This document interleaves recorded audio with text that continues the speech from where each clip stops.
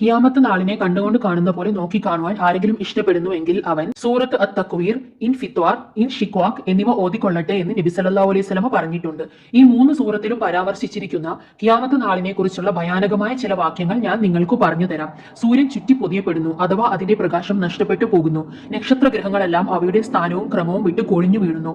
പർവ്വതങ്ങൾ അവയുടെ സ്ഥാനം വിട്ട് നീക്കപ്പെടുകയും തട്ടി തകർക്കപ്പെടുകയും ചെയ്യുന്നു. ഐഹിക ജീവിതത്തിൽ വെച്ച് മനുഷ്യന് കുറെയെല്ലാം ഇച്ഛാ സ്വാതന്ത്ര്യവും കഴിവും അള്ളാഹു നൽകിയിട്ടുണ്ട്. അന്നത്തെ ദിവസത്തിൽ അതെല്ലാം മനുഷ്യനെ നിശേഷം നഷ്ടപ്പെട്ടു. സ്വന്തം കാര്യത്തിലാകട്ടെ മറ്റൊരാളുടെ കാര്യത്തിലാകട്ടെ എന്തെങ്കിലും പ്രവർത്തിക്കുവാൻ ഒരാൾക്കും സാധ്യമല്ല. റബ്ബുമായി കണ്ടുമുട്ടുമ്പോൾ മനുഷ്യൻ ഒന്നുകിൽ സജ്ജനങ്ങളിൽ പെട്ടവനായിരിക്കും, അല്ലെങ്കിൽ ദുർജനങ്ങളിൽ പെട്ടവനും.